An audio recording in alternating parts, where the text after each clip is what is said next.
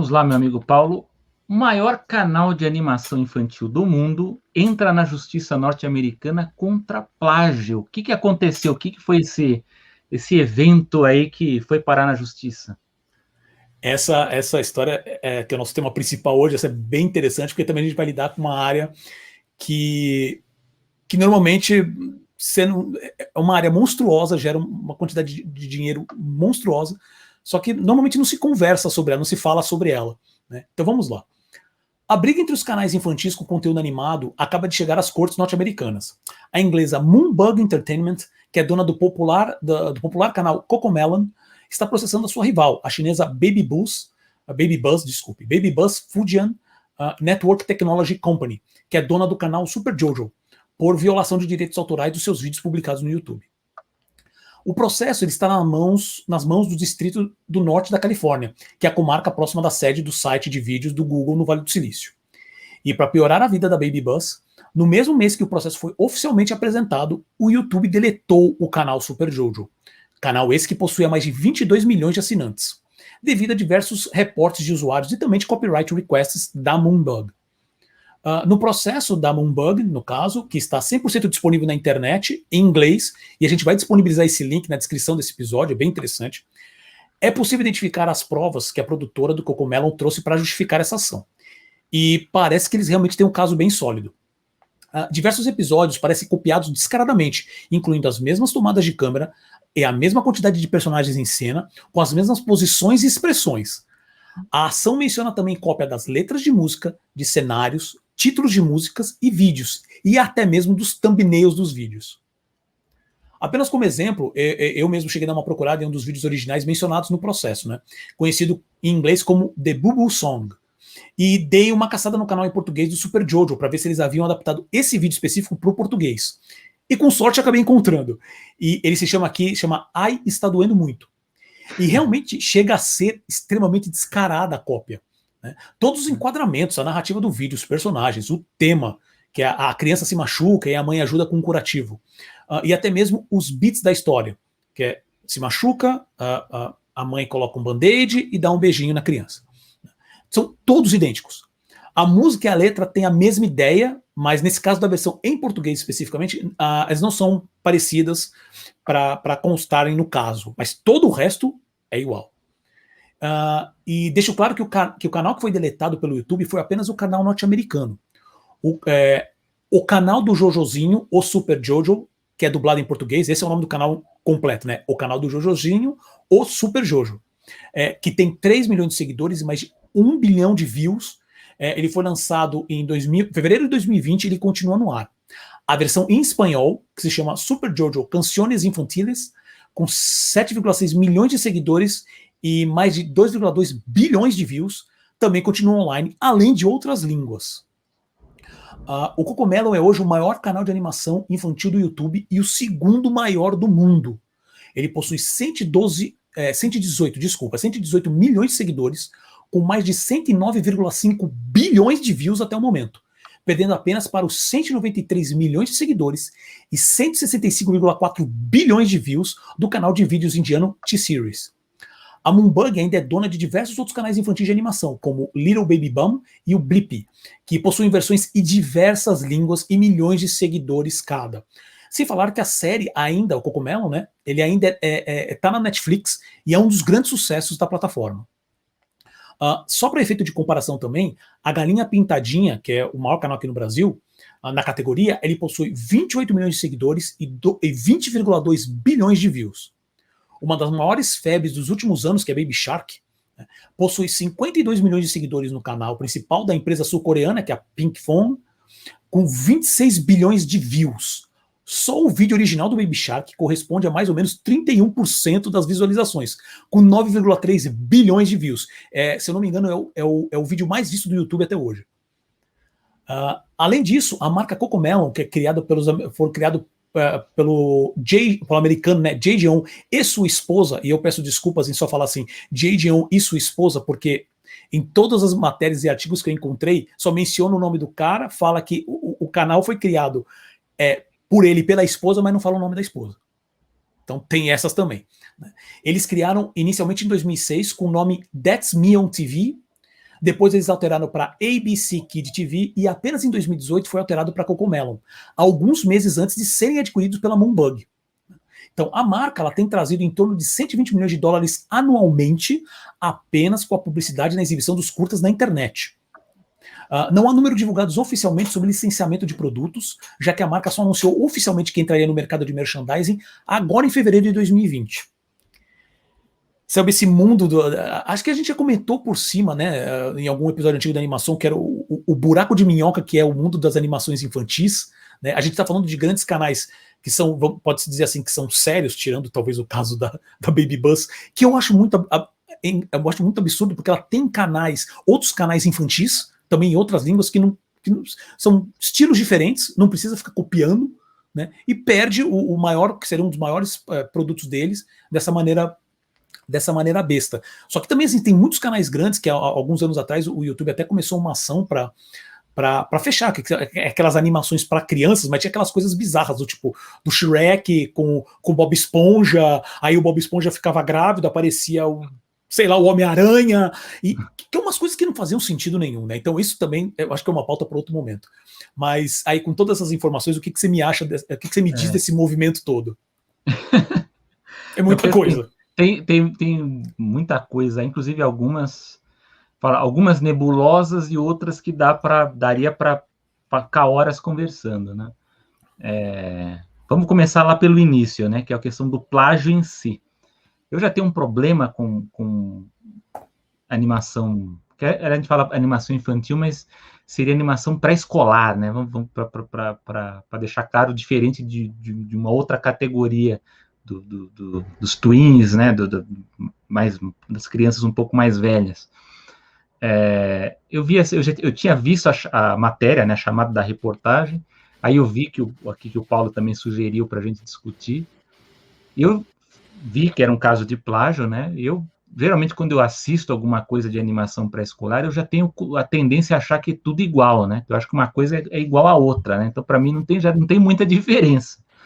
Mas aí eu fui olhar, né? Eu fui ver os vídeos aqui que o Paulo cita, né? Do plágio, né? Que é a Cocomelon aí, que tá essa disputa aí na justiça. E realmente chama muita atenção, porque de cara você vê realmente ali que tem muitos elementos aproveitados ali até do ângulo, né, do personagem, enfim, é uma coisa ali, chama muita atenção tudo que é copiado de um para o outro, né? Então isso fica bem nítido. Agora, dito isto, plágio ali pelo menos é uma coisa, há indícios muito fortes e por isso mesmo o processo existe. Mas eu acho que o Paulo chama atenção, eu acho que isso é muito importante, é que no mundo da animação, por mais que cada vez apareçam aí pesquisas novas de viés historiográfico, ou de mercado, ou de making-off, de produção, existem alguns segmentos que sempre ficam tanto nebulosos, né? Eu chamo que há alguns buracos negros, né? Há essa névoa em alguns países, né, que com o passar do tempo tem aparecido livros contando mais da história da produção nesses países. É o caso, por exemplo, desse ano 2021, que vai ser lançado um livro sobre a história da animação britânica, que eu estou esperando muito, uma coisa que fazia falta ter um livro sobre aquele país.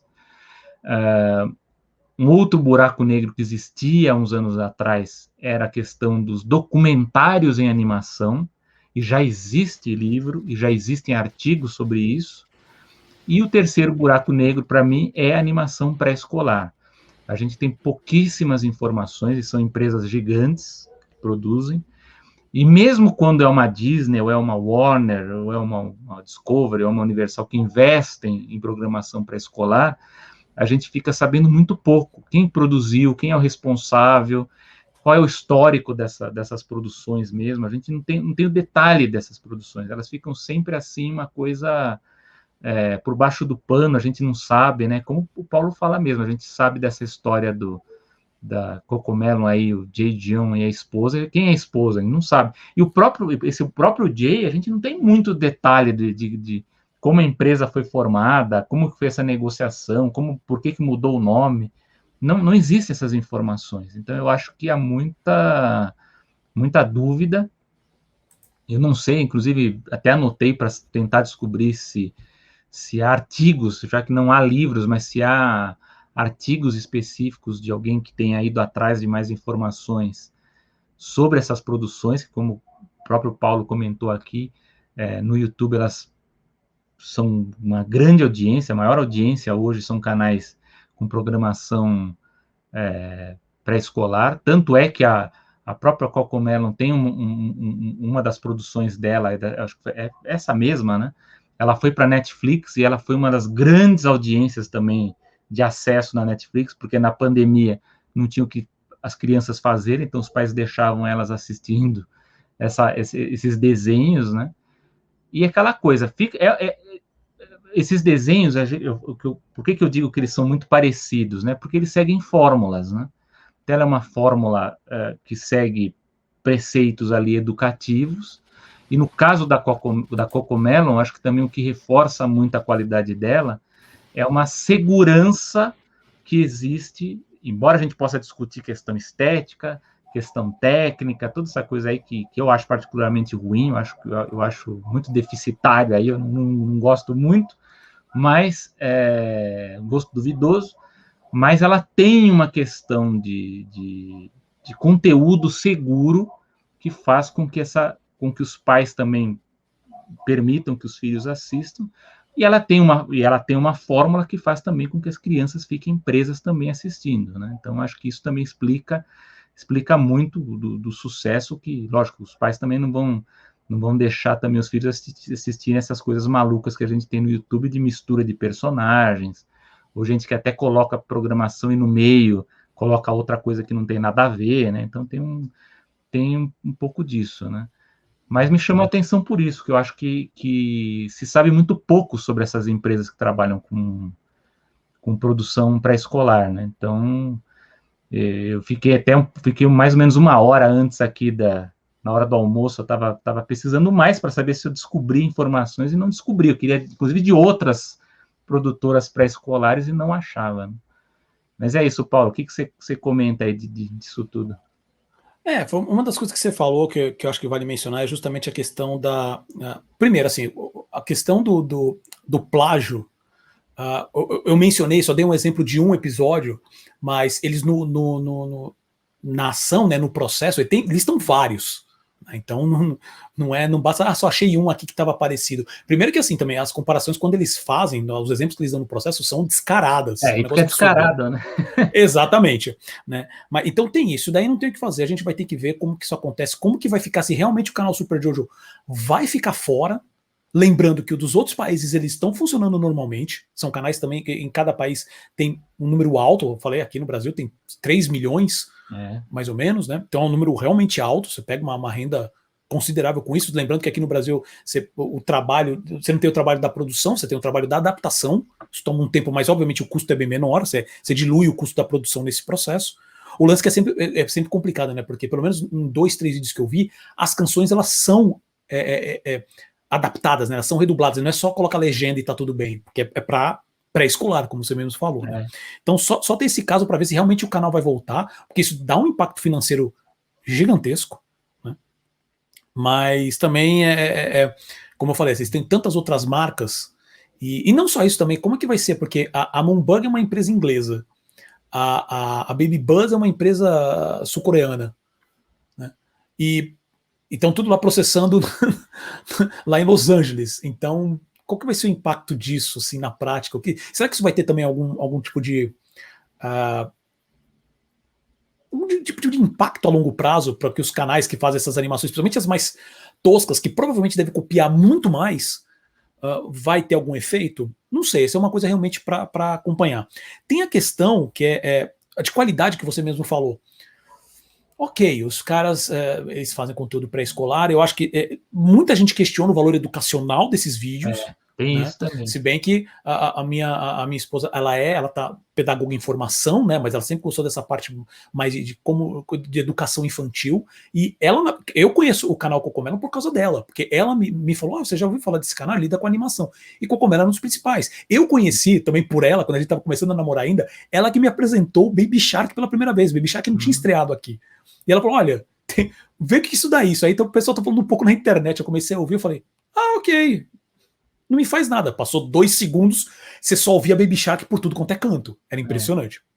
Né? Então você tem essa questão da discussão sobre o valor educacional. Né? Eu já vi alguns episódios, eu acho que não sei, obviamente não sou pai, não é o tipo de coisa que eu fico ali, não é minha área de expertise, mas não principalmente do Super Jojo e do Cocomelo, não é nada que realmente eu falo assim, não, isso aqui não é um conteúdo legal para criança. São musiquinhas, a criança se machucou, a mãe vai e ajuda, olha, o amiguinho emprestou o brinquedo. São coisas bem... Acho que não tem impacto negativo. Não tem impacto positivo? Pode ser discutido, mas acho que não tem impacto negativo. Tem a questão da qualidade da animação. Aí é uma dureza. Não tem o cuidado. O processo é feito para que eles cuspam muito mais vídeos toda hora. Então, várias vezes você vê 3D sem colisão, né? Os personagens, o pessoal deita na cama, ela afunda na cama, sabe? Você tem aquelas animações com as mãos meio só travadas, né? Pouca movimento labial. Se bem que até especificamente o Cocomelo, eles ainda tem um trabalhozinho de lip sync ali, mas realmente é baixo. Ele é uma animação feita para bota para funcionar. Tem que sair. É velho papo assim. É criança não se importa. Né? Então coloca. Que entra em discussões até com marcas mais conhecidas, como Peppa Pig, né? Que o pessoal entra nesse mérito. Eu, pessoalmente, não sou muito fã do character design, do estilo, nem nada. Em compensação, tem um desenho que eu amo, que eu sei que não estourou tanto, que é o Pocoyo, que existe um cuidado com timing, com a maneira que a história é contada, os personagens, a modelagem, que é super simples, mas você vê que não é aquele simples porque uma pessoa que não sabe o que está fazendo. Não, o pessoal sabe ali a simplicidade muito bem pensada. Né?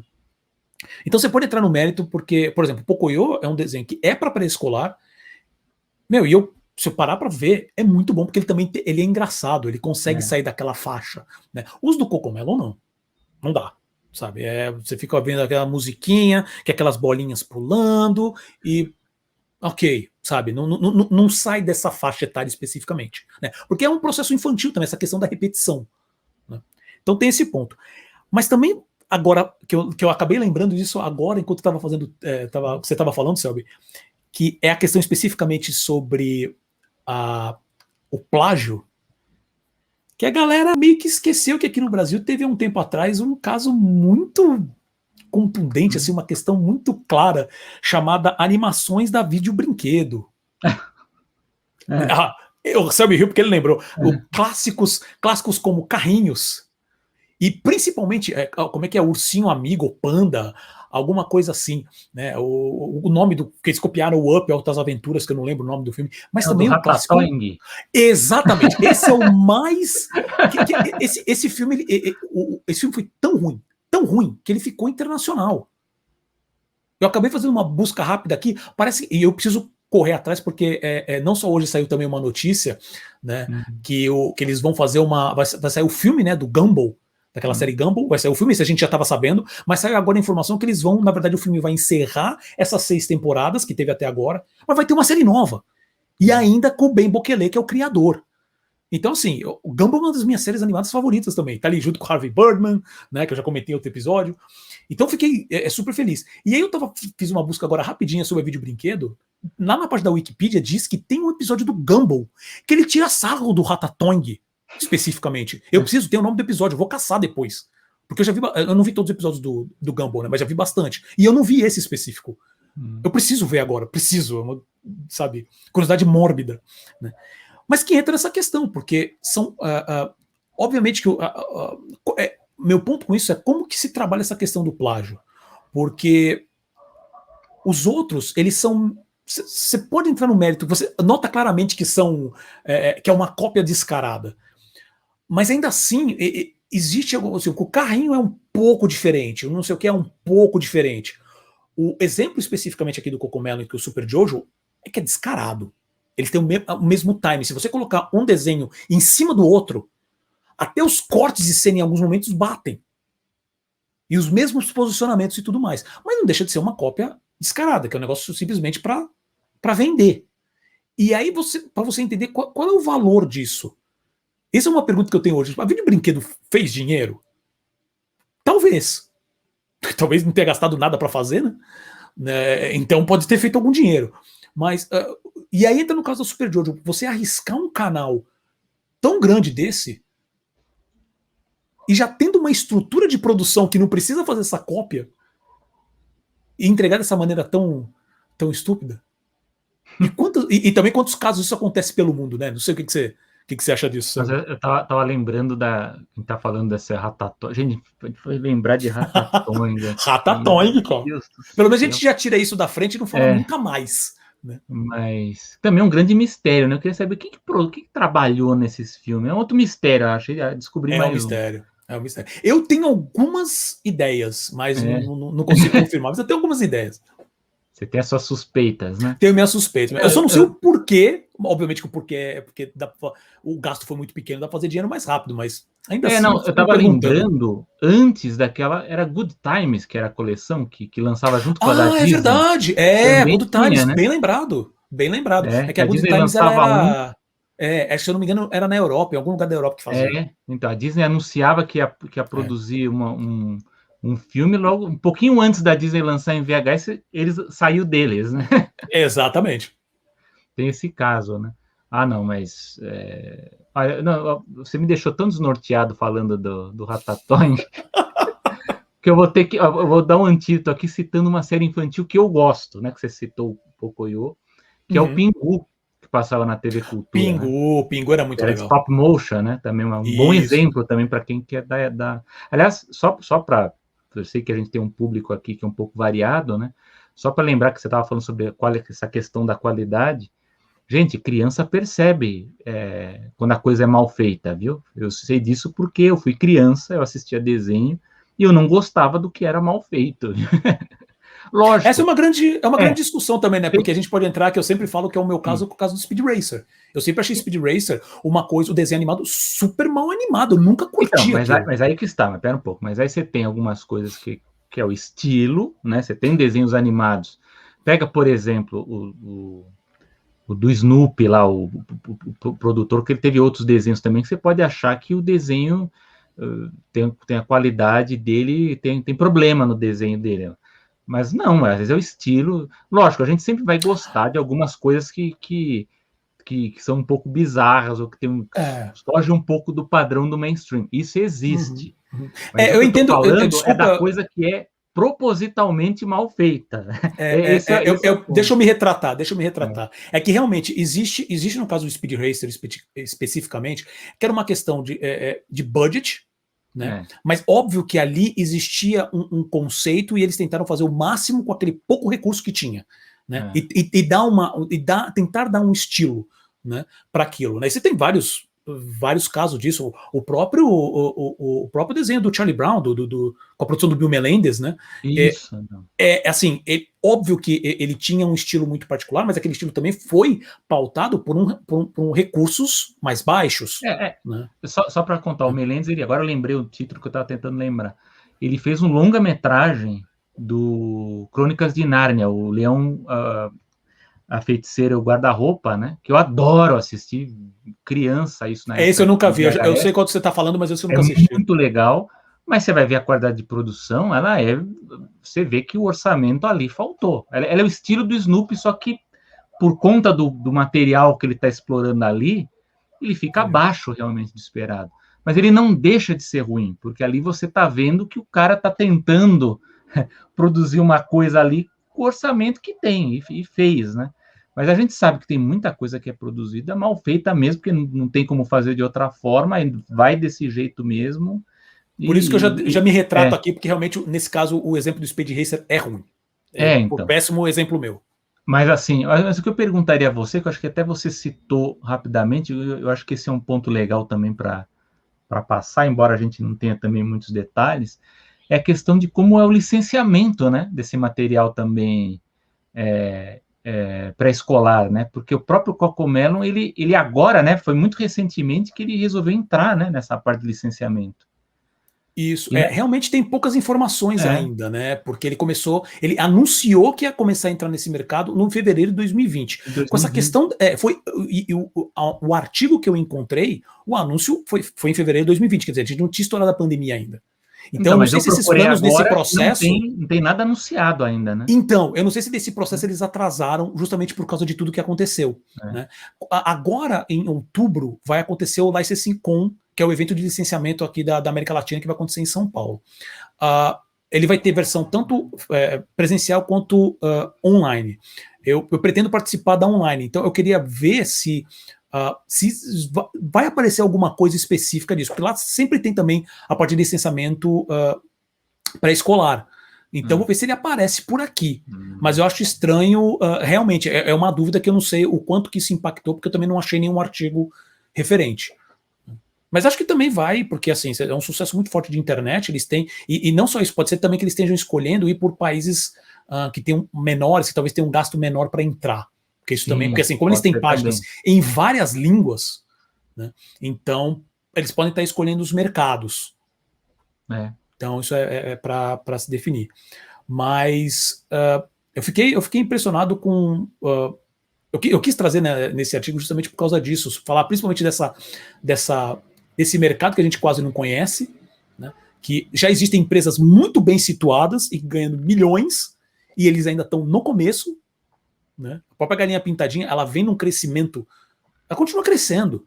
Sabe, eu falo de 28 milhões. E detalhe, gente, quando a gente fala assim, ele tem no YouTube, tem tantos milhões. O segundo maior canal, o Cocomelo, o segundo maior canal do YouTube do mundo. Legal. Eles não passam conteúdo só lá, como eu comentei. Tem conteúdo deles também no Netflix. Se é um sucesso como eles têm, você chega com umas informações dessa para licenciante e para outras empresas para fazer parceria, você só amplia o canal de distribuição, porque todo mundo vai querer. Então eles ainda vão crescer muito. A Galinha Pintadinha mesmo tem uma grande estrutura. Eles estão. O contato de licenciamento específico deles é da Redibra aqui no Brasil. E eu sei que eles têm. Os últimos anos, agora antes da pandemia, eles foram com estantes lá para Expo Licensing, que acontece, se não me engano, em Vegas, né? Todo ano em Vegas, tirando agora os últimos anos de pandemia aqui. Né?